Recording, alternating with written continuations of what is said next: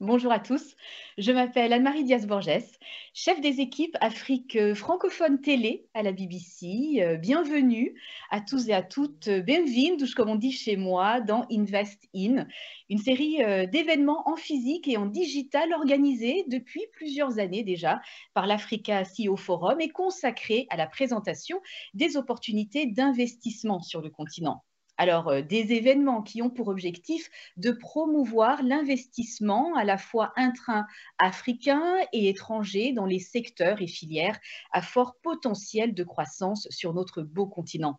La série Investin s'adresse aux chefs d'entreprise, aux institutionnels, aux financiers, à la diaspora, ainsi qu'à tous ceux qui désirent investir en Afrique.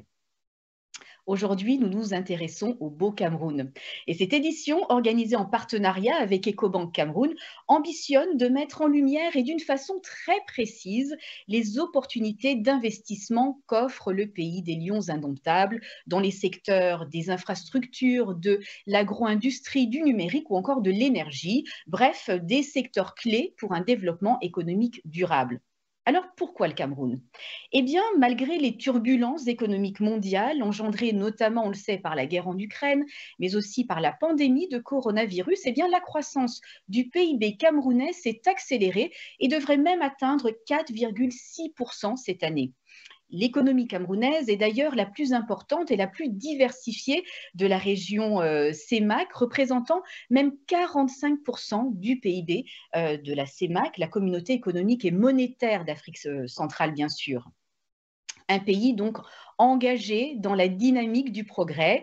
Et pour maintenir le cap de la croissance, eh bien, le gouvernement camerounais fait la part belle aux investissements du secteur privé, national et étranger, appelé à investir plus de 60% des ressources nécessaires à la réalisation de la transformation structurelle visée par la stratégie nationale de développement 2020-2030, estimée à 37 500 milliards de francs CFA.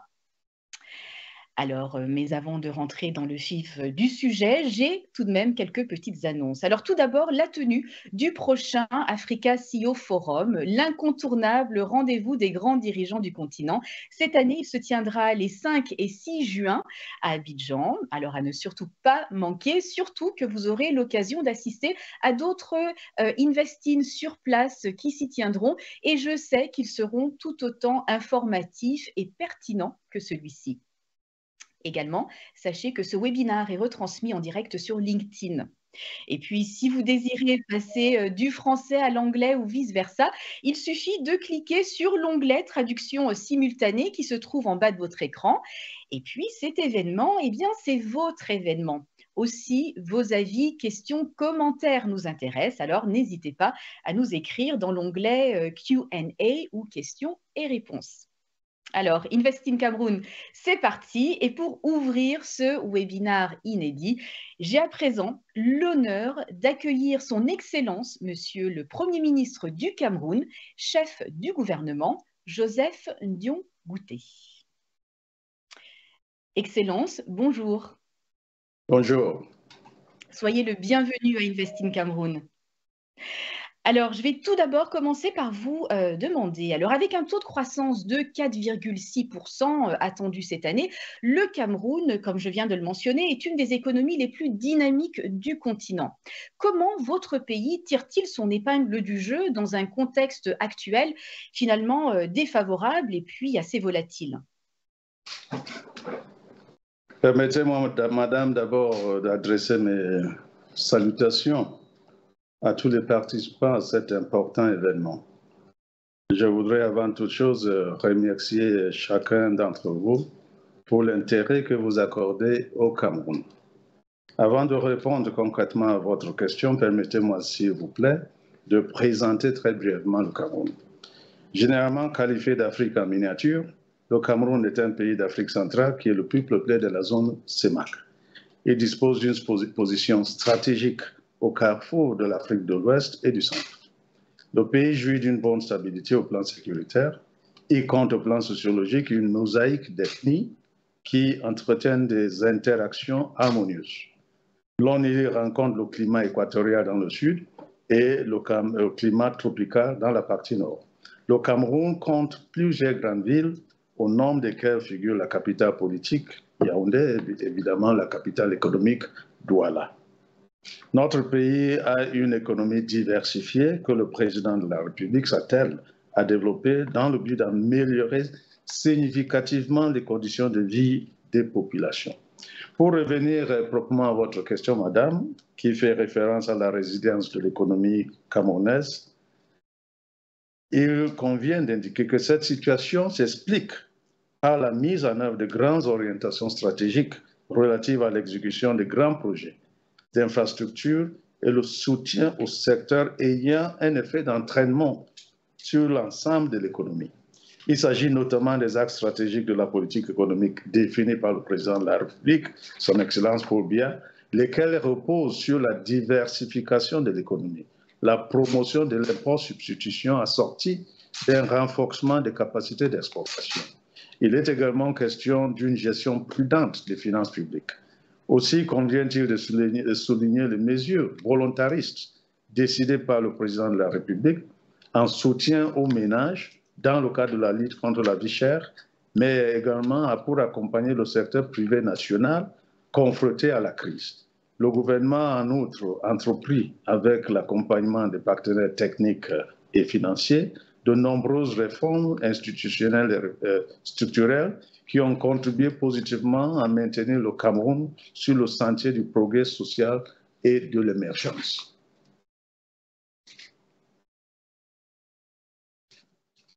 Merci beaucoup, Excellence.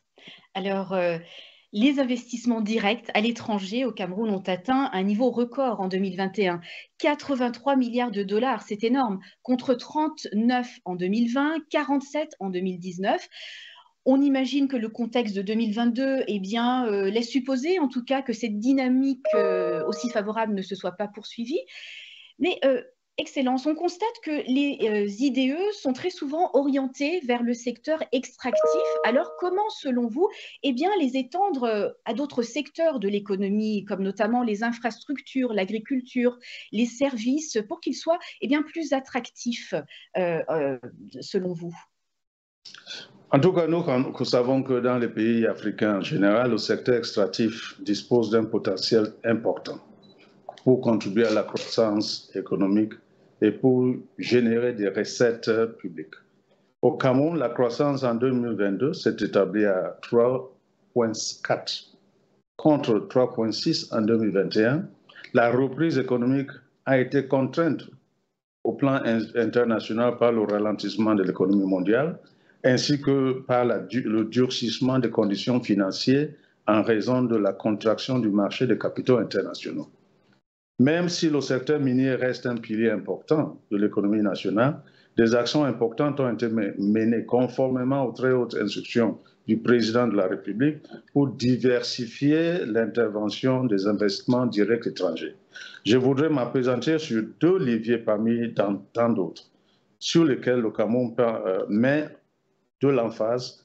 Il s'agit d'une part de l'amélioration du climat des affaires et d'autre part de l'aménagement des incitations permettant aux entrepreneurs de rentabiliser leur investissement.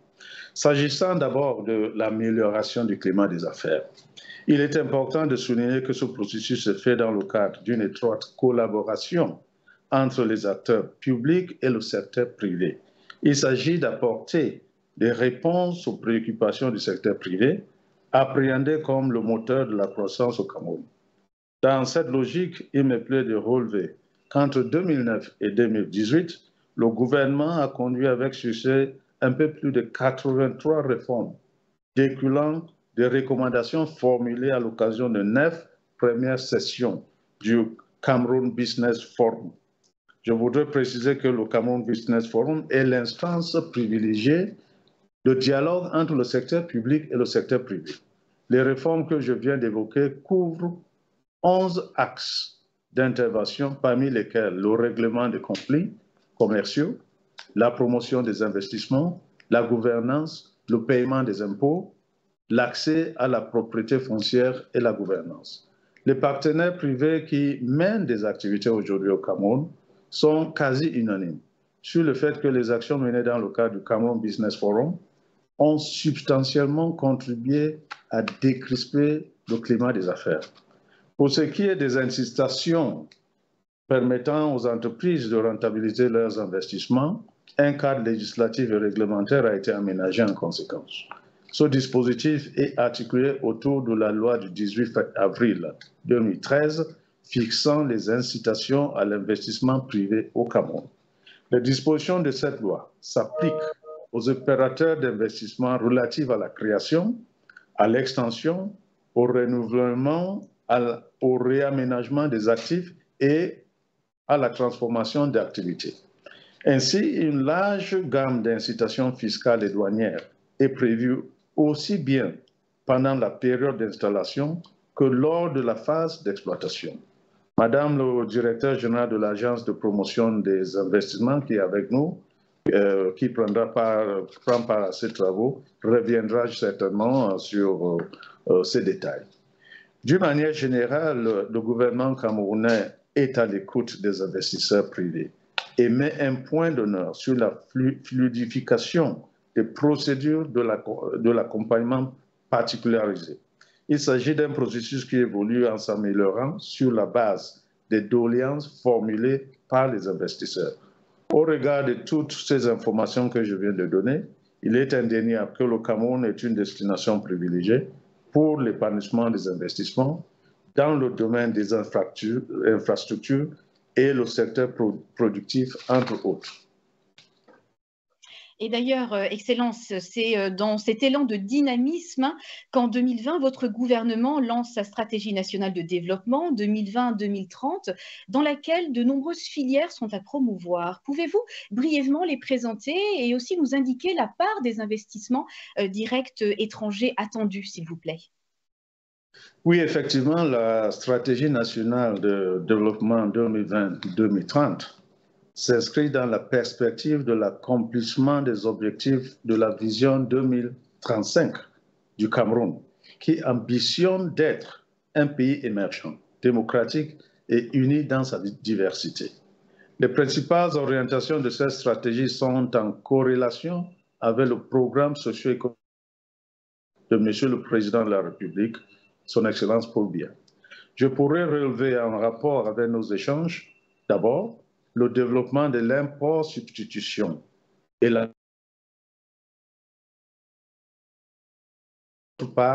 l'aménagement des facilités pour l'émergence du secteur privé. Ces options devaient être perceptibles dans le cadre de la dynamisation de certaines filières et secteurs d'activité sur lesquels repose la transformation structurelle de notre économie. Je me permets de citer à titre indicatif le domaine des industries et services, les sous-secteurs moteurs tels que l'énergie, l'agro-industrie, le numérique, les filières forêt-bois, textile, confection, cuir, mines, métallurgie, sidérurgie, hydrocarbures, pétrochimie, raffinage, chimie, pharmacie, etc. Pour ce qui est de la productivité et de la production agricole, une attention particulière est accordée à certaines filières, prioritairement le riz, le maïs, le cacao, le café, l'huile de palme, la banane dessert, le plantain et l'anacarde. En ce qui concerne les infrastructures, les domaines principalement concernés sont l'énergie, le transport, les télécommunications, l'eau et l'assainissement de l'urbanisation et de l'habitat. Intéressons-nous à présent au financement. Le financement de la stratégie nationale de développement repose sur plusieurs leviers. Les ressources propres du secteur privé et le partenariat public-privé occupent à cet égard une place primordiale. Je dois admettre que le gouvernement fonde de grands espoirs sur la contribution du secteur privé national et étranger dans l'atteinte des objectifs de développement. En effet, les partenaires privés sont appelés à investir plus de 60% des ressources nécessaires à la transformation structurelle qui sous-tend notre stratégie nationale de développement, soit environ 52 800 milliards de francs CFA sur une enveloppe globale de 88 000 milliards de francs CFA. L'une des pistes de financement de cette stratégie nationale de développement repose par ailleurs sur les transferts des fonds de la diaspora. Selon les données de la Banque mondiale en 2018, le Cameroun a reçu un total de 345 millions de francs de dollars US en tant que versement de la diaspora, orienté principalement vers le soutien des besoins quotidiens des familles, ce qui participe à accroître la consommation de base. À travers la mise en place des politiques appropriées, le gouvernement entend promouvoir l'utilité des fonds de la diaspora au-delà de l'accroissement des revenus des familles pour les diriger vers les secteurs d'investissement productifs. Merci beaucoup, Excellence. Alors, et pour conclure, eh bien, cet échange très enrichissant, j'aimerais vous demander à présent, eh bien, quel message aimeriez-vous adresser aux potentiels investisseurs intéressés par le Cameroun? Primo, je dois dire que le Cameroun représente un très bon risque pour les investisseurs étrangers. Je dois dire que ceux d'entre eux qui sont venus au Cameroun par curiosité se sont établis durablement par conviction. Deuxièmement, les raisons sont les suivantes. Le Cameroun a d'abord une position géographique, stratégique et avantageuse. Le Cameroun a connu pendant très longtemps et connaît encore une stabilité politique et sécuritaire. Son environnement macroéconomique et budgétaire est très favorable et les instances internationales sont là pour en témoigner. Les perspectives de croissance sont prometteuses. La diversité des niches d'investissement est présente. Son cadre normatif est incitatif. Sa main-d'œuvre jeune, qualifiée et disponible est aussi un atout. Au total, au Cameroun, cette terre d'attractivité où les entreprises privées devraient s'établir pour rentabiliser leurs investissements dans le cadre d'un partenariat gagnant-gagnant. En droite ligne de la déclaration qui a été faite par le président de la République lors de son discours d'ouverture à l'occasion de la conférence économique de Yaoundé, et je le cite, il a dit « Certains apportent leur capacité de financement et leur technologie, là où les autres peuvent offrir des opportunités uniques à saisir, des richesses rares à transformer dans un échange juste et équitable. » Fin de citation. C'est sur cette note que je voudrais, au nom des autorités camerounaises, remercier une fois de plus les participants à cet important événement et bien sûr, madame, à vous-même. Merci beaucoup. Merci beaucoup, Excellence. C'est nous qui vous remercions. Quelle belle entrée en matière. Le Cameroun ou l'Afrique en miniature, on retiendra. Un bon risque à prendre également. Tout est dit. Merci beaucoup, Excellence. Alors, on comprend bien mieux ainsi toute la pertinence de notre webinaire et eh bien, de découvrir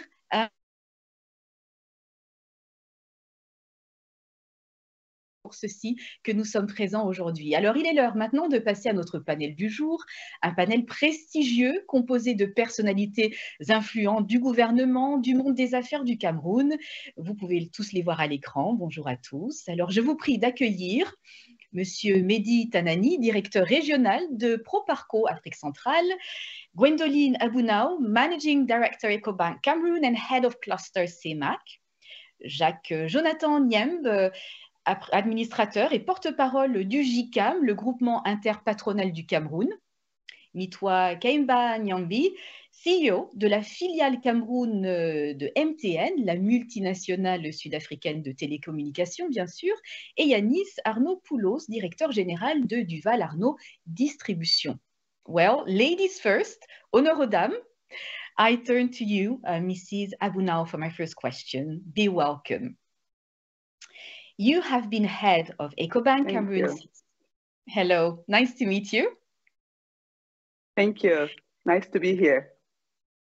Mrs. Abunao, you have been head of Ecobank Cameroon since 2017 and appointed in 2021 head of Ecobank for the CEMAC region. It's a region really with so many disparities. So what, according to you, makes Cameroon special in comparison with other countries in the region?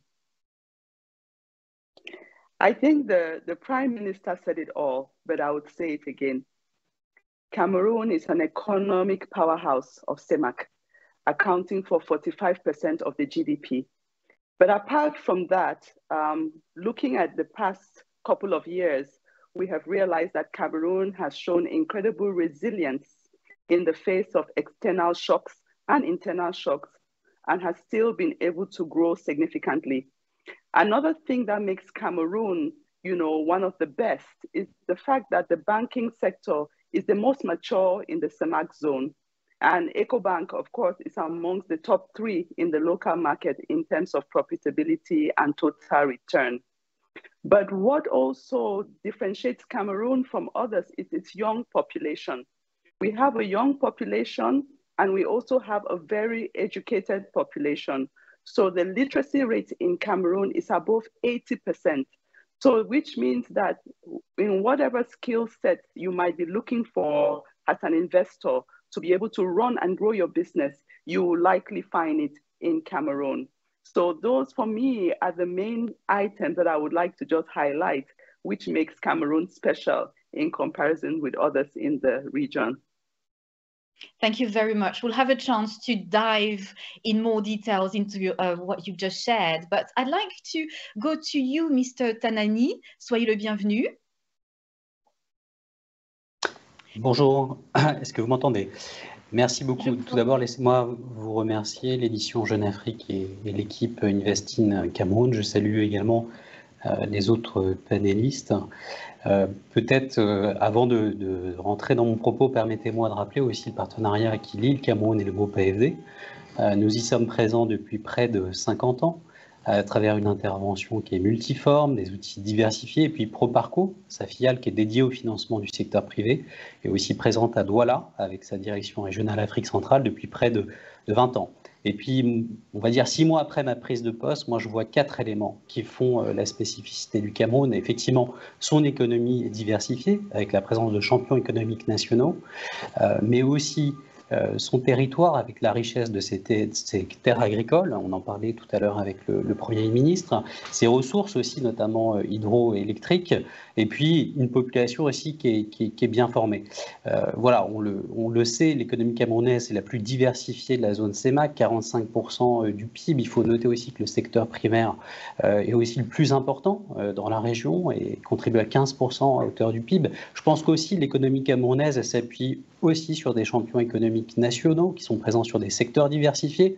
On peut penser notamment à Freeland First Bank sur le secteur bancaire, au groupe Satipin, Foyou, Cadiz sur l'agro-industrie et sur l'industrie. Voilà, et donc le poids de la zone du Cameroun dans la zone CEMAC et son importance explique aussi l'importance du Cameroun dans notre portefeuille d'activité avec 65% des financements octroyés. Et puis le Cameroun aussi a un large potentiel agronomique. Il est présent sur d'importantes chaînes de valeur, notamment sur les cultures de rente qui sont tournées vers l'exportation, coton, café, mais aussi sur des produits alimentaires essentiels, je pense comme le maïs ou le manioc. Et il faut aussi rappeler que 40% des exportations du Cameroun sont constituées et formées par les secteurs agricoles et forestiers, sans compter aussi des cours d'eau majeurs, hein, comme le fleuve la Sanaga, qui font du Cameroun le second potentiel hydroélectrique du continent africain. Et puis aussi, il y a une position géographique avantageuse avec les ports de Kribi et de Douala qui sont des plaques tournantes vers la sous-région.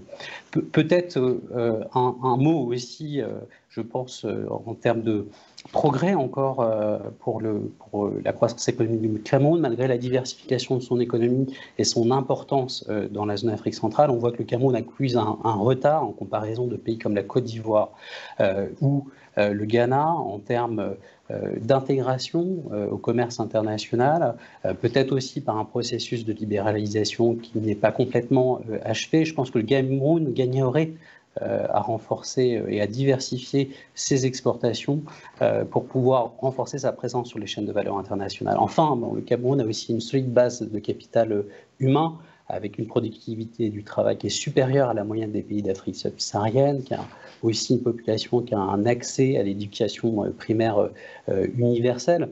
Et à ce titre, Proparco a notamment soutenu le réseau d'éducation privée en investissant au capital d'Enco Capita Inco Éducation. Et puis peut-être un dernier point, on mentionnait la diaspora. Le Cameroun a aussi la chance de s'appuyer sur une diaspora qui est bien formée, qui a un attachement à son pays et qui souhaite y investir. Voilà, ça c'était les 4 éléments pour moi qui font la spécificité du Cameroun. Et merci beaucoup de revenir sur l'importance de la participation de la diaspora qui est énorme et c'est aussi l'une des raisons pour lesquelles ce webinaire se tient. Merci beaucoup. On aura l'occasion de revenir vers vous un petit peu plus tard. Alors en parlant de cet environnement des affaires très spécifique au Cameroun, Monsieur Arnaud-Poulos, je me tourne à présent vers vous. Votre groupe, le groupe Arnaud, est présent au Cameroun depuis 60 ans dans divers secteurs, notamment dans les BTP et puis l'énergie également. Alors, quels sont les secrets de la longévité et de la réussite de votre groupe qui peut en inspirer plus d'un, j'imagine? Oui, bonjour Anne-Marie. Déjà, merci de me donner la parole. Merci au groupe Jeune Afrique et à l'Africa CEO Forum de m'avoir invité aujourd'hui sur ce panel de haut vol. Merci à tous les participants d'être présents. Effectivement, le groupe Arnaud est une entreprise familiale que mon grand-père a fondée il y a 60 ans maintenant. Je suis la 3e génération qui suit dans le groupe. Nous sommes dans plusieurs secteurs d'activité, comme vous l'avez dit, dans l'énergie, dans le bâtiment. Nous sommes également dans la distribution, dans le retail. C'est notre activité historique depuis ces 60 dernières années. Pour répondre à votre question, je dirais les éléments essentiels qui ont fait notre longévité jusqu'à ce jour. Je pourrais commencer par parler de l'amour déjà, l'amour de notre patrie, le Cameroun, notre terre d'accueil. Comme je le disais, mon grand-père a fondé le groupe Arnaud il y a 60 ans. Mon arrière-grand-père est arrivé au Cameroun il y a 80 ans. Donc, vous voyez, c'est une longue histoire d'amour que nous avons créée avec ce pays, avec cette population. Et aujourd'hui, moi, je suis presque né au Cameroun. Mon père est né au Cameroun, ses frères et sœurs sont... Et donc, on a une attache particulière avec ce pays riche, comme l'a dit son Excellence le Premier ministre, et également les différents intervenants. C'est un pays riche et dont la population aussi est très jeune, très accueillante, et ce qui fait aussi sa particularité. Donc l'amour, je dirais, le premier élément, l'amour. Ensuite, beaucoup de travail. C'est vrai que c'est un élément très important. Je vous dirais, c'est quelque chose de basique, mais le travail aura aussi eu son importance jusqu'à maintenant. Mon grand-père a passé de très nombreuses années. C'est un autodidacte. Il a commencé, il avait il avait 15-16 ans, et donc il a forgé cette entreprise de ses propres mains. Mon père, mon oncle ont repris les activités dans début des années 90. Et voilà, il a fallu énormément d'implication, de travail, de collaboration avec des hommes, des femmes qui nous suivent depuis de très nombreuses années. Et moi qui ai rejoint le groupe familial depuis 8 ans, je peux vous dire que c'est vrai que en 8 ans, j'ai pris beaucoup d'expérience malgré mon jeune âge et justement du fait de tout ce travail à accomplir au quotidien. Je poursuivrai aussi mon propos par un terme qui, je pense, définit bien le Cameroun, c'est la résilience. Il aura fallu aussi beaucoup de résilience. Le Cameroun, c'est un pays qui a énormément de potentiel. On le dit souvent, le potentiel, c'est quelque chose qui est peu palpable. On dit souvent, voilà, c'est beaucoup d'opportunités. Nous sommes sur une longue piste de décollage, mais pour l'instant, le Cameroun a du mal à décoller. Mais voilà, la population, tant sa population que le secteur privé, est très résilient. Et c'est vrai que notre groupe, notre famille, a dû faire preuve de beaucoup de résilience pour en arriver où est-ce qu'on nous en sommes aujourd'hui, après 60 ans. Le groupe a traversé de nombreuses crises, en particulier la crise de 94 au moment de la dévaluation du franc CFA, différentes crises qui se sont succédées, dont la dernière avec la crise du Covid et la guerre aussi en Ukraine. Toutes ces différentes étapes importantes qui ont marqué la vie du Cameroun, mais également la vie de notre groupe familial, voilà, on a dû faire preuve de beaucoup de résilience. Et pour finir, je parlerai également de 2 sujets importants pour nous, pour notre famille, qui est l'humilité et la transmission. il faut beaucoup d'humilité pour pouvoir en arriver là. Il ne faut surtout pas avoir de convictions trop fermes. Il faut pouvoir être à l'écoute de tout ce qui se dit, de tout ce qui se fait autour de nous, ne pas penser qu'on a la voie de la vérité. Et voilà, la transmission, surtout, c'était quelque chose qui me tient à cœur, de finir mon propos là-dessus, puisque je suis la 3e génération, comme je disais.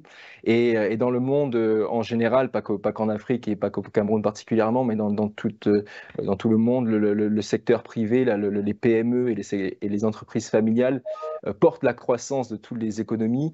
Et souvent, ce qui se dit, c'est que la première génération crée, la deuxième développe et la troisième dilapide. Bon, voilà, jusqu'à maintenant, nous avons fait preuve de beaucoup de résilience, comme je le disais. Et puis la 3e génération, j'ai beaucoup de pression sur les épaules pour faire taire ce dicton. Mais jusqu'à maintenant, voilà, on a réussi cette transmission-là, ce qui n'est pas toujours le cas dans les économies mondiales et en particulier en Afrique. Et je dirais que c'est un point important qui définit aussi notre groupe. Mais écoutez, j'ai envie de dire, la 3e génération inspire finalement, parce que j'en étais sûre. D'ailleurs, votre partage a été des plus inspirants. On retiendra le Cameroun, terre d'amour et d'accueil. Let's never forget that. Retenons ça. Merci beaucoup. On se retrouve très bientôt. Alors, let's now switch back to English to welcome Mrs. Nyambi. Be welcome. Thank you. So the digital sector in Cameroon has been growing significantly in the recent years. As an illustration of this, the internet penetration has increased. The rate of penetration has increased from 4.3% in 2010 to close to 37% last year. And now the government ambitions to generalize the use of ITCs over the territory. Can you please tell us how MTN Cameroon supports the government in this deployment of this very, very ambitious plan, please? No, thanks so much, Anne-Marie, and you're absolutely right. I think Cameroon is one of those countries that has made major strides in the space of adoption and penetration of digital services over the last 10 to 15 years. And MTN Cameroon, which is a subsidiary of the Pan-African MTN Group, which is a Pan-African telecommunication company, has played quite an active part in that. MTN Cameroon has been in operation for the last 22 years. In fact, this year marks our 23rd. And our participation in the digital agenda of the government of Cameroon has been born out of our belief that everybody deserves the benefits of a modern connected life. And also by virtue of us having the sole objective of leading digital solutions for Africa's progress on a broader scale, and by extension also doing so for Cameroon. And our participation and support in the government's agenda to driving digital has shown up in quite a number of ways, but maybe I'll just focus on 3 in particular. The first one being the most significant around the investments that we've made around connectivity and infrastructure. As you know, the population of Cameroon today is in excess of 27 million people across the entire country. And MTN's Cameroon's investments in infrastructure have resulted in a population network coverage of in excess of 95%. What this means is that 95% of the population today are able to pick up the phone and make a phone call, are able to connect to the internet, are able to use mobile financial services. So that, I think, is the first and foremost most significant way that MTN Cameroon has participated in the overall drive for digital adoption. I think the second, having laid the connectivity and infrastructure as a foundation, is our focus and investments also in the digital solutions space. And these digital solutions have been born either locally or also leveraging the scale and expertise that we have across the entire MTN Group footprint. And these digital solutions are addressing consumer or enterprise needs here in Cameroon. And there are quite a few to mention, but maybe notable would be the investments and expansions that we've made in the mobile money space. Mobile money today is a product set that has made significant strides across the continent in driving financial inclusion, and Cameroon is no exception.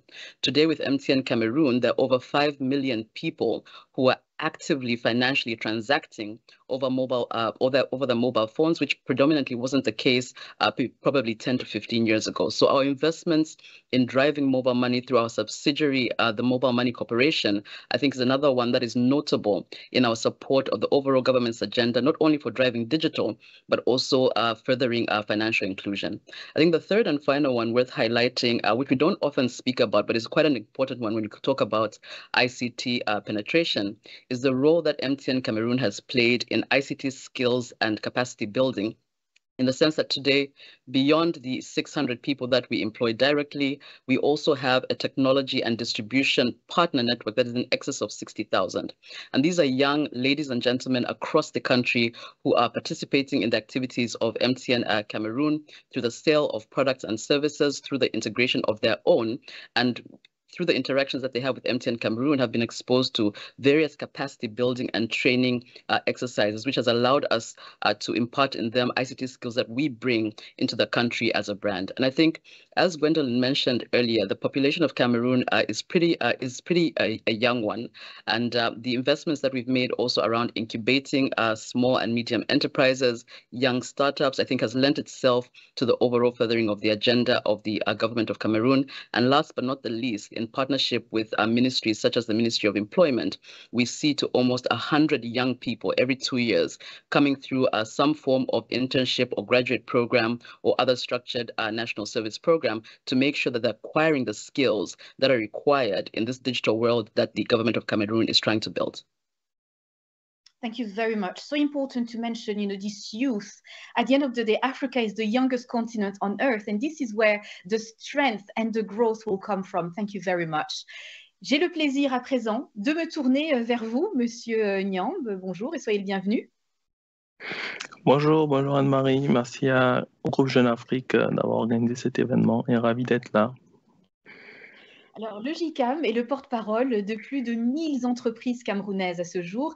Elle a notamment pour but, bien entendu, de défendre les intérêts du secteur privé, ce qui fait de vous, finalement, un interlocuteur privilégié de l'État.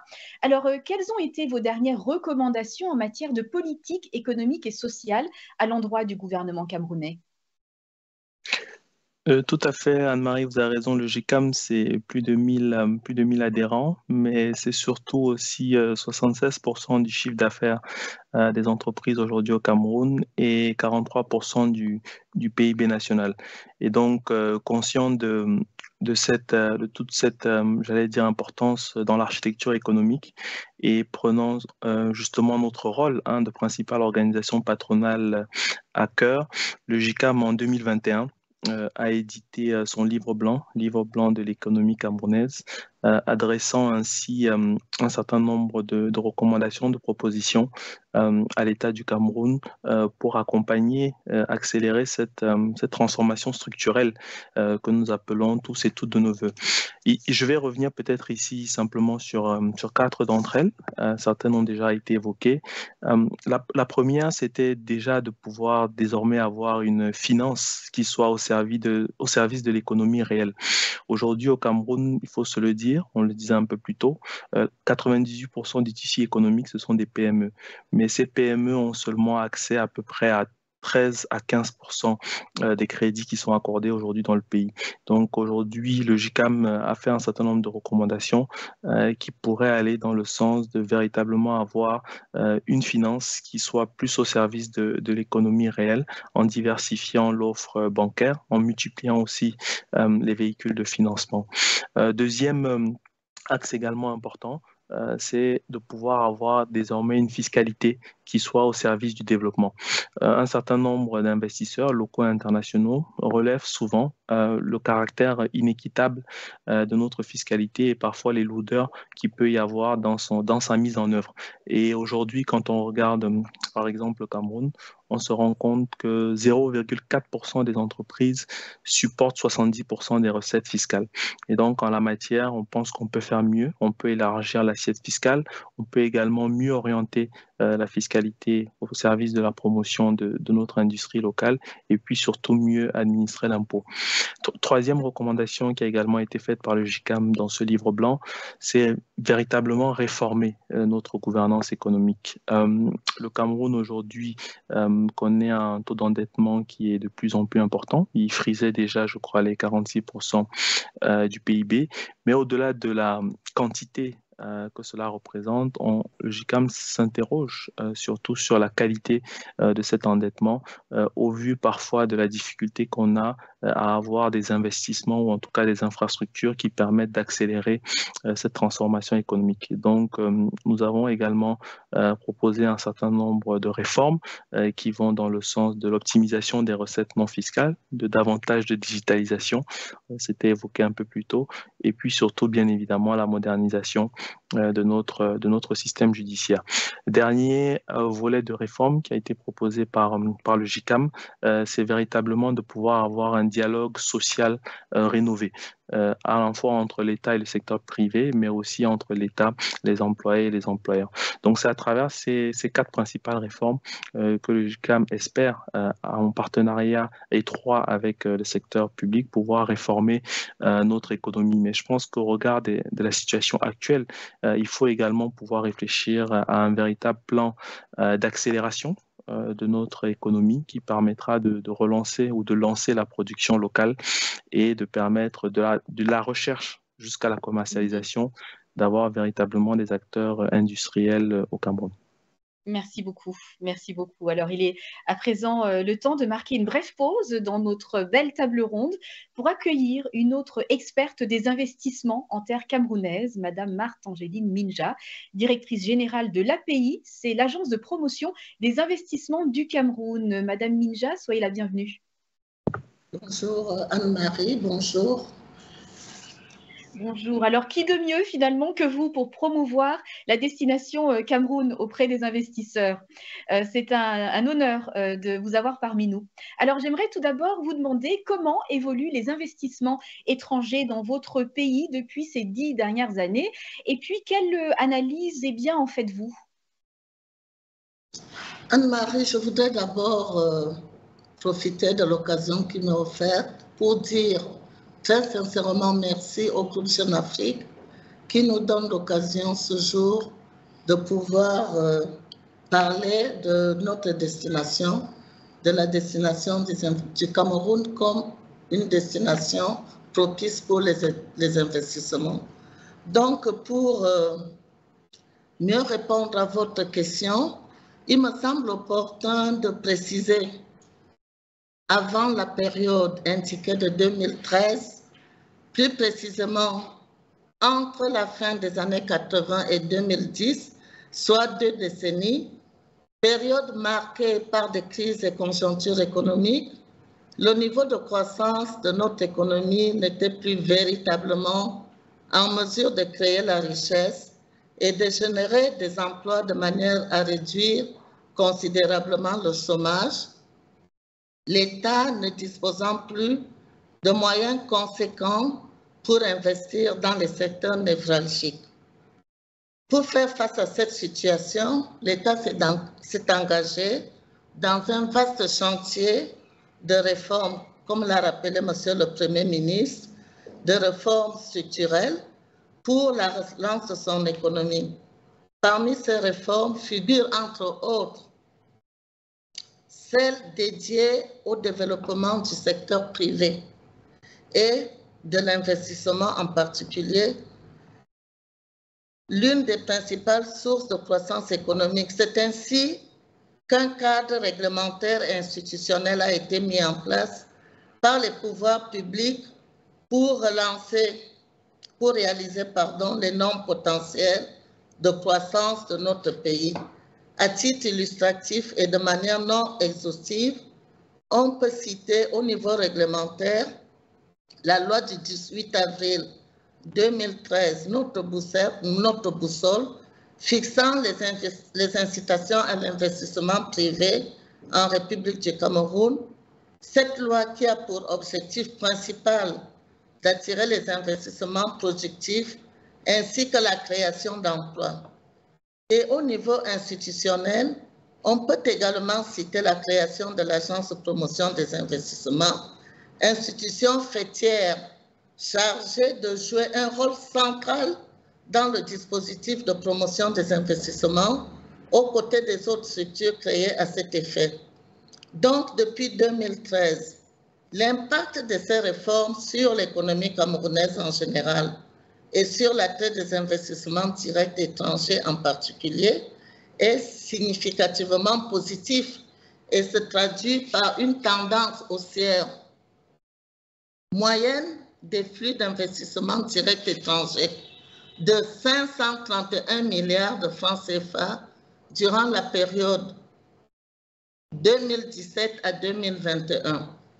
Cette tendance haussière peut s'expliquer par l'attractivité que joue la loi incitative à l'investissement privé auprès des investisseurs avec sa panoplie d'incitations fiscales et douanières qu'elle accorde. L'amélioration continue de notre climat des affaires, évidemment, et le rôle accompagnateur de l'Agence de promotion des investissements et des autres structures créées dans la même veine. Alors justement, en parlant d'accompagnement, comment est-ce que l'API Cameroun s'emploie à faire du Cameroun une destination de choix pour les investisseurs? La création de l'Agence de promotion des investissements API traduit de manière effective la volonté des autorités camerounaises non seulement de parfaire le dispositif institutionnel de pilotage de la politique nationale de promotion des investissements privés, mais également de disposer d'une structure opérationnelle capable d'assurer efficacement la mise en œuvre de cette politique. Dans cette optique, l'API offre des services de qualité dans toutes les étapes de processus d'accompagnement qui se résument au quadriptyque accueil, orientation, assistance et soutien des investisseurs afin de contribuer à l'accomplissement du flux, à l'accroissement du flux d'investissement au Cameroun. À ce jour, et grâce à ces services, et notamment à l'octroi des incitations prévues par la loi suscitée, la loi de 2013, fixant les incitations à l'investissement privé en République du Cameroun, l'Agence de promotion des investissements présente un bilan élogieux. 302 conventions signées avec les entreprises du secteur privé, un volume global d'investissement prévisionnel de 5 475 milliards de francs CFA, un nombre de 110 000 emplois directs projetés. Aussi, en ce qui concerne les statistiques réelles obtenues après une évaluation d'un échantillon de 100 entreprises agréées relevant du portefeuille de l'API et couvrant la période de mise en œuvre de leur projet compris entre 2014 et 2019, il ressort un volume d'investissement réalisé de 987 milliards de francs CFA et un nombre de 12 050 emplois directs créés.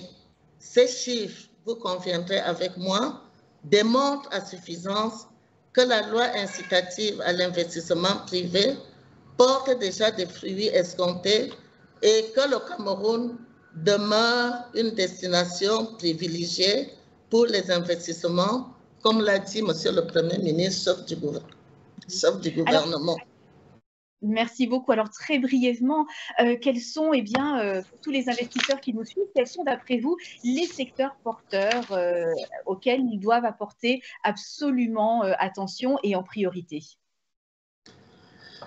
La stratégie nationale de développement SND 30, qui est le cadre de référence en matière de développement économique et social, présente un ensemble de secteurs prioritaires qui ont retenu l'attention du gouvernement pour réaliser l'énorme potentiel de croissance du Cameroun en vue de l'atteinte de l'objectif stratégique de l'émergence. L'Agence de promotion des investissements, en tant que bras séculier du gouvernement dans le domaine de la promotion des investissements productifs, a mis en place une stratégie de promotion ciblée pour attirer les investissements productifs dans les filières qui sont le riz, le maïs, le poisson, filières qui présentent de véritables opportunités d'investissement. Aussi, du point de vue de l'attractivité des secteurs et d'après les résultats de l'évaluation conduite par l'API, avec la participation des administrations sectorielles et selon les indicateurs de l'emploi, de l'investissement et de la valeur ajoutée, l'agriculture, voire l'agro-industrie, est le secteur qui a eu l'impact le plus significatif sur notre économie. Il est suivi par les secteurs de la construction et services, du tourisme et des loisirs et de la santé, chimie, pharmacie. Toutefois, selon l'ICOR, indicateur traduisant l'effet multiplicateur de l'investissement et la rentabilité sectorielle, la santé, chimie, pharmacie est le secteur qui figure en tête de en termes d'attractivité sectorielle. Aux côtés de ces secteurs à forte rentabilité, s'ajoute également le secteur minier et l'économie numérique, dont les grands projets ont été énoncés par le chef de l'État, son Excellence M. Paul Biya, lors de son discours adressé à la Nation le 31 décembre 2022. Madame Minja, merci beaucoup. Je suis sûre que nos investisseurs ont leur calepin et stylo et qu'ils prennent des notes. Merci d'avoir partagé toutes ces informations avec nous aujourd'hui. Merci également. Madame Minja, directrice générale d'API Cameroun. Et allez, retournons à présent à notre illustre panel. Et tout d'abord vers vous, Mrs. Abunao. As we've just heard, the Cameroonian economic landscape has significantly evolved over the last decade. As a professional who accompanies the economical actors, you are the privileged witness of indeed those transformations. So what are, according to you, the most notable evolutions and improvements in Cameroon? Thank you. I've had the privilege to really look at what has evolved in our economy. And I think the most significant one would be the digitalization. A lot of the speakers have mentioned it, but there has really been a revolution in terms of the digital offerings that we have been able to provide in the market. This mainly coming from the banking sector that was able to provide products and services to individuals, to companies of different levels, and also to the state enterprises in terms of what to collect, how to collect, and means to collect. So digitalization has been a major game changer in the banking sector. And EcoBank was the pioneer in terms of coming up with a mobile app, which is an application that allows individuals to transact, pay bills, you know, interact, and do so many services online. We're able to equally provide Omni Plus, which was a big platform that could enable companies make bulk payments to their various suppliers. Another thing that I believe has really changed the landscape was the intentional focus of companies, banks in particular, on specific sectors like the small and medium-sized enterprises, women-owned and women-focused businesses, and also the youth population. This is something in the past that was talked about, but was not looked at intentionally. So you have seen increasingly companies, you know, focusing on these areas. You've seen the government focusing on the SMEs. You've seen the government providing packages, guarantees to enable banks provide financing to the SME population. And we at a level at EcoBank, we have developed product programs that enable us to take on the risk of small and medium-sized enterprises, and also a program called Elevate, which is focused on women-owned or women-focused businesses. They have special rates for account maintenance. They have special rates for financing, and they have special products and services that fit their purpose. Another thing that we noticed, or that I have noticed in our economy over the last year has been last years has been the partnership agreements that have been signed with fintechs, with telecom companies like MTN, where we were able to come into partnerships to see how we can, use our good value chain to be able to provide more products and services to the population. This has helped incredibly because it has been able to improve financial inclusion, which is something that is much needed. The banking sector in Cameroon has less than 30% of the population banked. So these partnerships have been very instrumental to be able to bring more participants into the banking space. And this is something that we have to continue to grow for us to have financial inclusion. So we do not have to think of ourselves as competitors. We have to think of ourselves as partners so that we can connect our systems and offer the population more in terms of product and services.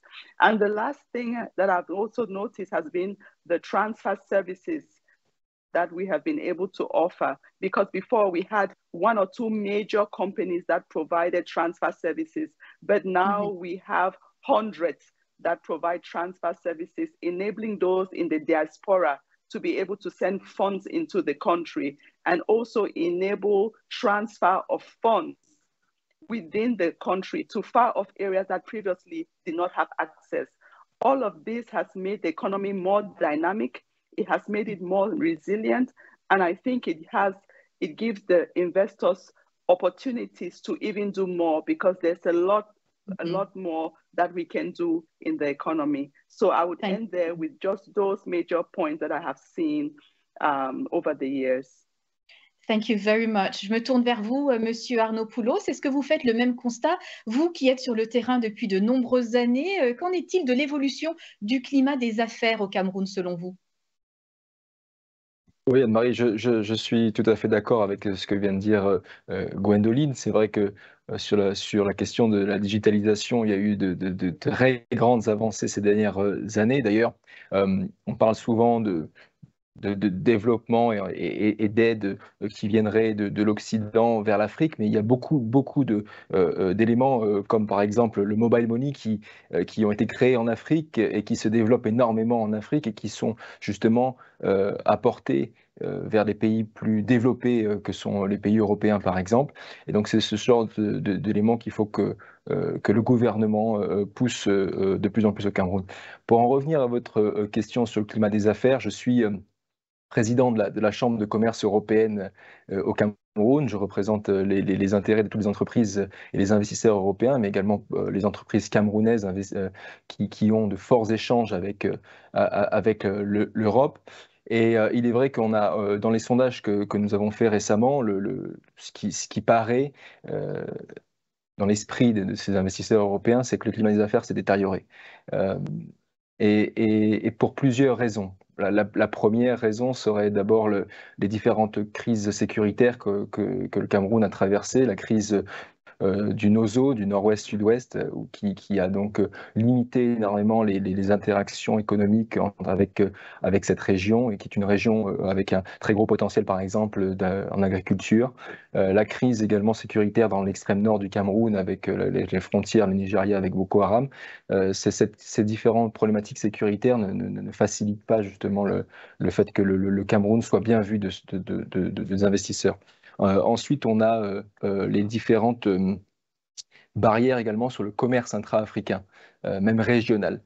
Il y a de nombreuses opportunités qui peuvent être créées avec nos pays voisins dans la région CEMAC, mais également plus largement en Afrique. La ZLECAf est en cours d'être mise en route, mais ça prend du temps.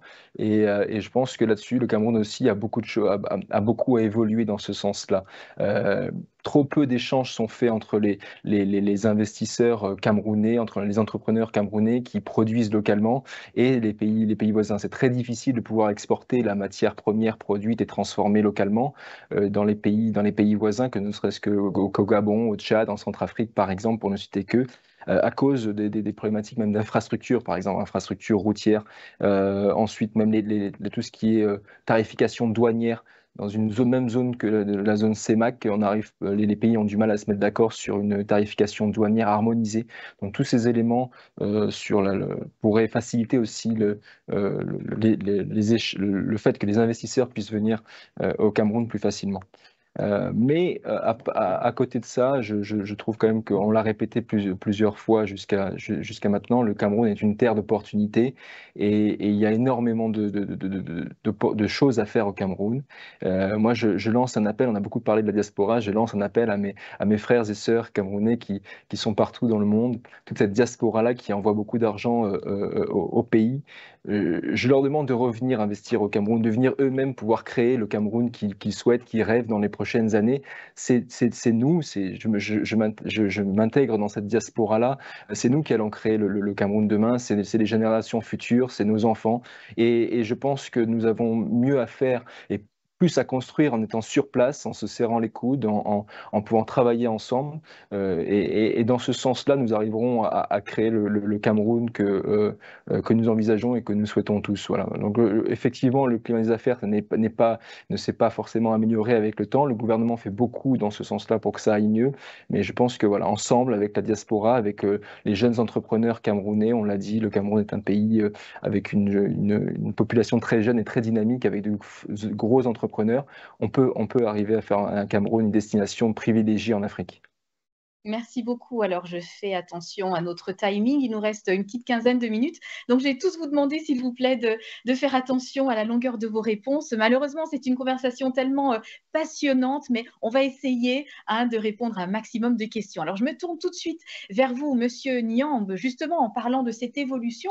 Est-ce que le rythme des réformes, vous donc, qui êtes très proche, qui êtes ce pont avec les institutions camerounaises, eh bien, est-ce que le rythme des réformes, eh bien, répond aux ambitions des entreprises camerounaises? Merci Anne-Marie. Je pense que déjà, il faut dire pourquoi est-ce qu'on doit s'interroger sur le rythme des réformes. Le rythme des réformes, c'est important parce qu'on a des enjeux démographiques. On a 600 000 Camerounais de plus chaque année, avec des enjeux en matière d'emploi. On a également tous les changements climatiques qu'on connaît aujourd'hui et qui viennent avec beaucoup de défis. On a aussi un taux d'urbanisation qui est à 58%. Donc, pour répondre à tout ça, il faut industrialiser le Cameroun et il faut l'industrialiser en étant respectueux de l'environnement. Aujourd'hui, il y a des indices positifs et certains ont été relevés. On a une stratégie nationale de développement qui donne la part belle au secteur privé, c'était attendu. On a aujourd'hui une réforme qui est en cours du dialogue public-privé au Cameroun et je tiens à remercier son Excellence, Monsieur le Premier ministre, qui était avec nous pour tous les efforts qu'il mène pour qu'on puisse réformer ce cadre de dialogue public-privé. On a également une accalmie au niveau fiscal avec la dernière loi de finances et aussi la réforme qui est annoncée de la loi sur les incitations aux investissements. Et puis, je pense enfin, et ça a été évoqué notamment par Gwen, on a tout un dispositif de plus en plus actif autour de la promotion de l'entrepreneuriat jeune. Néanmoins, je pense qu'il faut encore faire plus. Premièrement, déjà, sur la question du Made in Cameroun, on veut ces champions nationaux, donc il nous faut une vraie stratégie d'innovation, une vraie stratégie de labellisation et de normalisation de ce Made in Cameroun, et puis derrière, une stratégie de protection de ces acteurs du Made in Cameroun contre la fraude, contre la contrefaçon et une stratégie aussi diplomatique pour pouvoir exporter dans la sous-région. On veut également plus d'efforts en matière de financement. La question du financement de l'État, du financement des collectivités territoriales, du financement des entreprises reste une question centrale aujourd'hui au niveau de notre économie et pour les différentes entreprises locales et même internationales. On a évoqué la question des opportunités de la diaspora. Il faut créer les instruments qui permettent de mobiliser, de capter l'épargne nationale, qu'elle soit locale ou qu'elle soit au niveau de la diaspora. Il faut dynamiser nos marchés financiers. Je crois que c'est attendu et aujourd'hui, on a l'opportunité de le faire. Et puis surtout, je dirais également qu'on doit pouvoir s'inscrire résolument aussi dans cette finance verte qui apporte un ensemble d'opportunités, un ensemble de leviers sur lesquels le Cameroun, situé en plein cœur du bassin du Congo, doit légitimement pouvoir se positionner. Enfin, et je pense le dernier volet qui est central, c'est la question des infrastructures. Infrastructures matérielles, mais aussi immatérielles. Par immatériel, j'entends l'éducation, la culture. Il faut une meilleure qualité de l'investissement public dans le domaine des infrastructures. Aujourd'hui, au niveau de l'énergie, par exemple, au Cameroun, je crois que c'est à peu près 1500 mégawatts, là où on a besoin de 5000 mégawatts. Donc, il faut des efforts en ce sens. C'est une meilleure maturation des projets d'investissement. Ça, c'est quelque chose de très important. Peut-être qu'on aura l'opportunité de revenir dessus. C'est aussi encourager le local content, les entrepreneurs locaux, bien évidemment en assurant un transfert aussi de technologie avec les entrepreneurs internationaux qui viennent dans le pays. Et donc, je pense que du côté du JICAM, on note un certain nombre d'efforts qu'on a pu relever, qui ont aussi été relevés, mais je crois qu'il faut qu'on fasse encore davantage pour véritablement pouvoir faire émerger ces champions nationaux que nous appelons tous et toutes de nos voeux aujourd'hui au Cameroun, dont certains déjà sont sur la bonne voie d'ailleurs. Merci beaucoup. Alors, Monsieur Tanani, nous avons évoqué depuis le début de ce webinaire les secteurs d'avenir pour le Cameroun. Alors, parmi ceux-ci, il y a bien sûr le secteur agroalimentaire et votre institution est très impliquée dans ce secteur d'avenir, mais qui est particulièrement frappé de plein fouet par le conflit russo-ukrainien. Alors, quelles sont les actions entreprises par Proparco dans ce secteur et comment celles-ci participent au renforcement de la sécurité alimentaire dans le Cameroun? Je vous remercie, Anne-Marie. Le mandat de Proparco d'appui à la structuration des filières agroalimentaires, il est ancien, il s'articule autour de 4 dimensions. La première dimension, elle part d'un constat qui est la difficulté croissante des importateurs et des banques à financer les opérations de commerce international et notamment des produits agroalimentaires et des commodités agricoles et des difficultés qui ont été renforcées par le conflit en Ukraine. Pour pallier à cette difficulté, Proparco a lancé un programme de garantie de trade finance qui vise à accroître la capacité de financement des importateurs et de leurs banques. Par exemple, on a signé en 2022 une ligne de garantie de trade finance avec Afriland First Bank pour 15 millions d'euros qui est utilisée en grande partie pour les commodités agricoles. La deuxième dimension, elle est aussi de soutenir les TPE et les PME agricoles via les institutions financières locales, parce que je pense que la première réponse en matière de mobilisation du financement vient des institutions financières locales qui sont actives dans les zones rurales et agricoles. Et pour les accompagner, Proparco soutient ces institutions à travers des lignes de refinancement pour leur donner des ressources plus longues, mais aussi pour garantir leur portefeuille de crédit et donc accroître la capacité de ces banques à soutenir les TPE et les PME agricoles. Et nous avons garanti près de 79 milliards de francs CFA de crédit sur ces secteurs-là au Cameroun. La troisième dimension, elle vise à financer directement les entreprises agro-industrielles lorsqu'elles ont un besoin de financement en investissement ou en BFR à partir de 10 millions d'euros, exceptionnellement 5 millions d'euros, parce que pour nous, en fait, soutenir les entreprises agro-industrielles,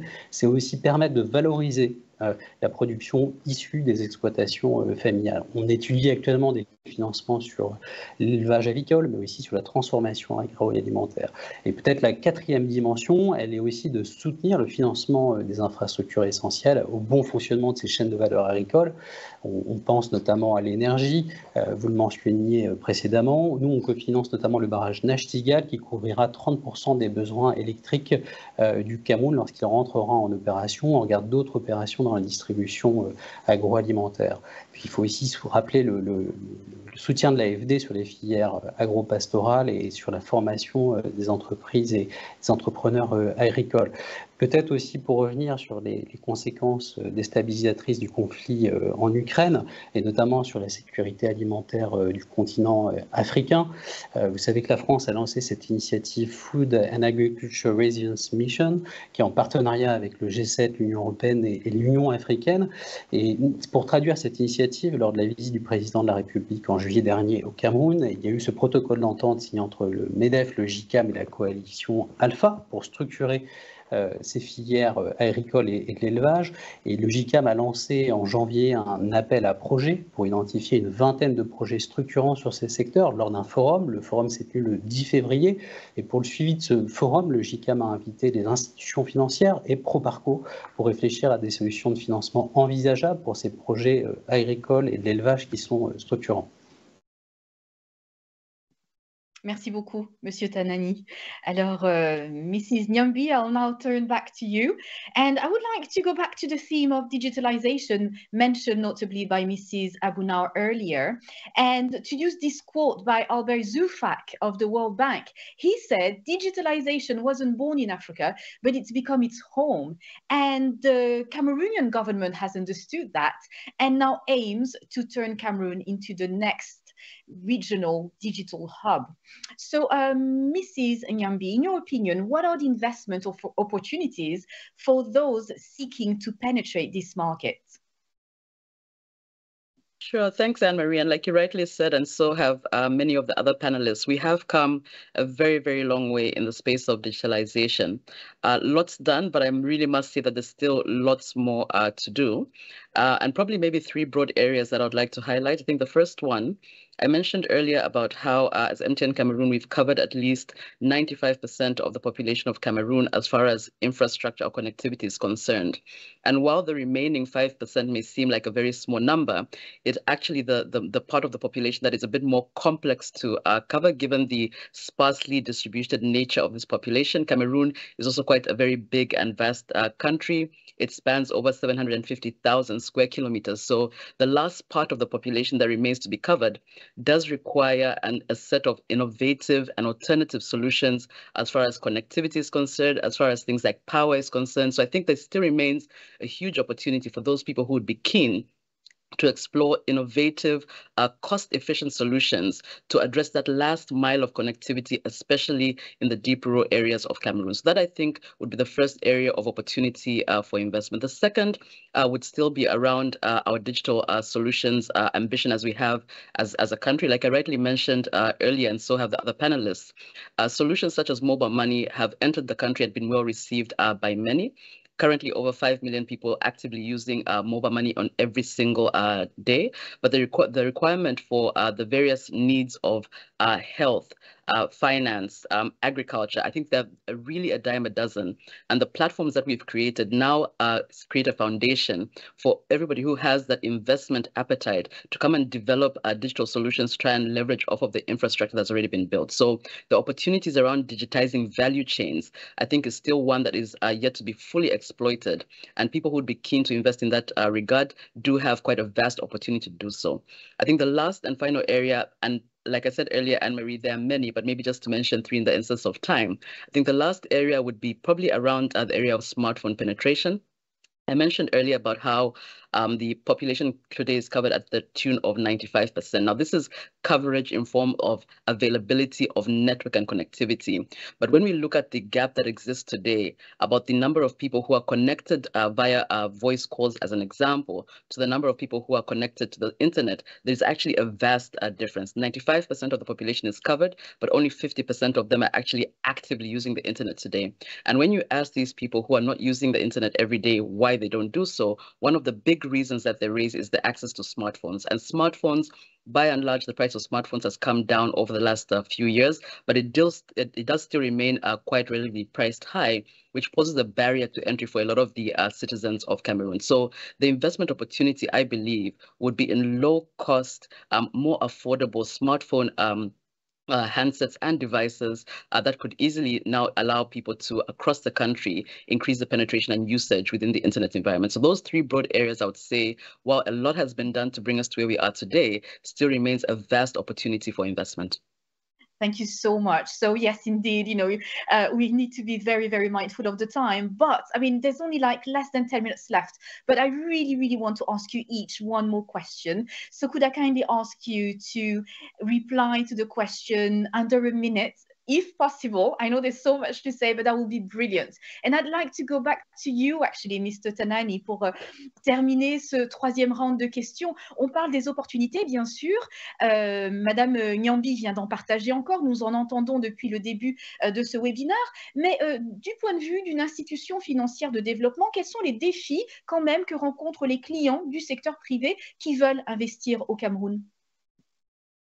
Je remercie Anne-Marie. Peut-être effectivement le premier défi, il était relatif à une amélioration nécessaire du climat des affaires. J'y reviendrai pas, je veux juste saluer les efforts du GICAM pour faire progresser ce climat des affaires et aussi pour créer un nouveau cadre de dialogue entre l'État et le secteur privé. Cette proactivité du GICAM est traduite aussi par une initiative en faveur de la gouvernance des entreprises. C'est une première en Afrique centrale. On le soutient financièrement Proparco. Il faut rappeler que la gouvernance, la bonne gouvernance, est un facteur clé de pérennité des entreprises. Peut-être l'autre défi que je vois est la réglementation d'échange. Si l'objectif il est louable de la BEAC, effectivement, et qui visait à renforcer les devises en zone CEMAC, on peut quand même aussi s'interroger sur les effets en matière d'investissement des PME et corporates qui sont aujourd'hui face à un certain nombre d'obstacles et de difficultés pour payer leurs fournisseurs à l'étranger. Effectivement, le défi aussi du financement, de l'accès au financement pour les PME, PMI. Il y a encore très peu de PME qui ont accès à des crédits de plus d'1 an, souvent à des taux élevés, et qui font face à des exigences élevées en matière de garantie. Et à nouveau, on soutient aussi le GICAM à travers l'initiative La Finance s'engage, qui vise à soutenir les institutions financières et leurs efforts pour augmenter le volume de financement. Je pense que je pourrais m'arrêter là, j'aurais peut-être, et je laisserai un participant rebondir peut-être sur le sujet des infrastructures. Je pense que c'est aussi important. Merci beaucoup, Monsieur Tanani. Je sais que c'est pas évident de réduire ce qu'on doit dire quand le sujet est très intéressant comme aujourd'hui. Alors, Monsieur Nyamb, on a mentionné le GICAM. Je vous laisse réagir. Quels sont, d'après vous, les grands chantiers qu'il reste quand même pour favoriser le développement des grandes entreprises implantées au Cameroun? Oui, merci Anne-Marie. Sans répéter ce qui a été dit par Mehdi, je crois que c'est ça le vrai enjeu. Comment est-ce qu'on crée ou on recrée la confiance au niveau des investisseurs locaux et internationaux? La première chose, je pense, qui nous revient, nous, en tout cas en tant que cabinet NIEM, cabinet d'avocats qui accompagnons aussi des investisseurs, c'est la lisibilité institutionnelle. On a la chance d'avoir aujourd'hui avec nous l'API. Beaucoup demandent à ce que l'API devienne un véritable one-stop shop pour les investisseurs. Et donc, on n'est pas à passer par l'API, par le ministère des Finances, par le CFCE, par un ensemble d'institutions pour pouvoir s'établir au Cameroun. Je pense que ça, ce serait une véritable avancée. La deuxième, c'est qu'il nous reste encore des chantiers réglementaires assez importants dans le pays. Pour pouvoir devenir le grenier de l'Afrique, il nous faut une réforme de notre droit foncier. C'est inévitable. Il nous faut également, je pense, réformer nos textes en matière de partenariat public-privé pour replacer le secteur privé au centre de l'investissement. Il faudra réformer ces textes sur les PPP qui aujourd'hui ne permettent pas d'avoir toutes les incitations fiscales, douanières et administratives qui devraient pouvoir être associées à ce type de projet. Il faudra aussi certainement réformer notre code minier si on veut s'engager dans une véritable réforme de notre secteur minier. Enfin, je pense le climat des affaires, on le dira jamais assez, mais il faut le redire et je pense que si on le redit tous, il faudra qu'on continue à travailler en ce sens. Ce n'est pas normal encore aujourd'hui dans notre pays qu'on puisse attendre parfois des semaines et des mois pour créer une entreprise. On parlait tout à l'heure d'agrément auprès de l'API. Nos clients nous disent que les délais sont encore trop longs. Donc je pense qu'au-delà parfois des textes, il faut que dans la mise en application, on puisse réduire les contraintes, les lourdeurs et les délais pour permettre véritablement que le Cameroun soit attractif, mais plus attractif que les autres pays, parce que c'est aussi parfois une question de choix entre plusieurs pays. Pourquoi le Cameroun? Merci. Pourquoi le Cameroun? En tout cas, vous y répondez si bien, vous tous aujourd'hui. Mrs. Nyambi, I'll go straight to the point. How to attract investors to Cameroon, in fact. How do you attract them? No, I think Mr. Nyema touched upon it, but maybe just to repeat, especially for the ICT sector, that is one that is so fast-paced in its evolution. I think one of the biggest incentives would be enabling and supportive policies and regulations. and not just enabling in the static sense, enabling also in the fact that these regulations and policies evolve with time. The fact that technology is, in one version today, in a different version tomorrow, probably in a third and 300th version next week, it's important that the policies and regulations are reflective of that evolution. So I think this being in place would be a huge attraction, especially for investors within the ICT space. Thank you so much. And I really want to thank you all because I know that you're doing your best to keep your answers short. Mrs. Abunao, in such a context, we've mentioned, the war that's going on and the pandemic and so on. In such a context, how do you see the role of EcoBank in Cameroon? EcoBank's mission has always been to participate in the economic development of the countries in which we operate, and that has not changed. I think over time we have shown that while others are leaving countries that have problems, we stay. We have remained in South Sudan, we have remained in Central Africa, we have remained in countries where there has been war for years, but our role remains unchanged. We are here to stay and participate in the economic development of the countries in which we operate. We are adjusting ourselves to be able to contribute to the upgrade of local industries because it is very important because they are the tissue of the economy. So with the import substitution focus that the government is having, we are also adjusting our financing proposal to be able to support those who can participate in these local industries. Another important point is the regional integration. We have spoken about trade in between the countries, not only in our region, but to other regions.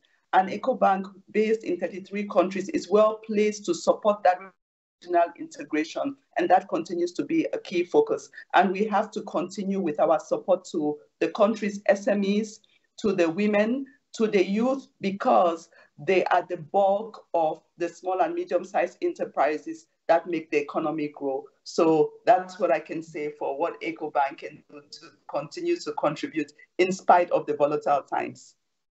Thank you so much. And last but definitely not least, I'll go back to you, Monsieur Arnaud Poulos. Alors, tout simplement, quel conseil donneriez-vous à un investisseur étranger voulant s'établir au Cameroun? Vous avez une telle belle expérience. Marie, je donnerais un conseil aux investisseurs, c'est de faire preuve de patience et de résilience, puisque le Cameroun, il en faut beaucoup pour pouvoir s'implanter sur le Cameroun, mais surtout aussi de pouvoir rester humble et de trouver les bons partenaires localement. Je pense qu'il est difficile de pouvoir prétendre tout connaître, tout savoir, et c'est un peu le problématique en général des investisseurs étrangers quand ils arrivent dans un pays émergent comme pourrait être le Cameroun, c'est de pouvoir venir tout en pensant qu'ils connaissent tout sur tout et qu'ils vont pouvoir changer les choses à leur façon. Dans le Cameroun est quand même assez particulier, assez singulier. L'Afrique aussi en général est particulière, et donc il faut pouvoir venir de façon humble et pouvoir trouver les bons partenaires locaux, s'appuyer sur les bons partenaires locaux pour, et j'insiste là-dessus, co-construire, co-investir. Voilà, c'est un partenariat gagnant-gagnant que les investisseurs pourraient apporter au Cameroun et en tout cas s'appuyer sur les grands entrepreneurs camerounais que sont en particulier bien sûr ma famille, mais il y en a beaucoup comme nous. C'est aussi la grosse force du Cameroun, c'est que l'économie camerounaise repose sur des grands investisseurs, des grands entrepreneurs camerounais. Merci beaucoup. Merci à tous. Nous arrivons malheureusement au terme du temps qui nous est imparti. Je tiens vraiment à vous remercier, chers panélistes, d'avoir partagé votre expérience, donné des conseils et puis surtout de votre flexibilité, car je sais que malheureusement le temps n'est jamais assez long. Alors je remercie Monsieur Mehdi Tanani, Madame Gwendoline Abunao, Monsieur Jacques Jonathan Niembe, Madame Mitwa Kaimba Nyambi et bien entendu Monsieur Yanis Arnaud Poulos. À très bientôt, j'espère. Je remercie également chaleureusement Madame Marthe-Angéline Minja, directrice générale de l'API, l'agence de promotion des investissements du Cameroun, bien sûr, ainsi que bien entendu son Excellence, Monsieur le Premier ministre du Cameroun, qui nous a honorés aujourd'hui de son auguste présence. Et puis merci à vous, bien sûr, à vous tous qui avez suivi ce volet de la série Investin dédié aux nombreuses opportunités d'investissement que recèle le beau Cameroun, un événement qui, je le rappelle, est organisé par l'Africa CEO Forum en partenariat avec Ecobank Cameroun. N'oubliez surtout pas, mesdames et messieurs, de réserver d'ores et déjà vos places pour le prochain Africa CEO Forum, le rendez-vous incontournable de tous ceux qui font bouger l'Afrique. Il se tiendra les 5 et 6 juin prochains à Abidjan, au pays des éléphants. Alors, quant à moi, eh bien, j'ai été absolument ravie, enchantée de vous avoir accompagné et je vous souhaite, au nom de toute l'équipe de l'Africa CEO Forum, une excellente fin de journée. À très bientôt. Goodbye.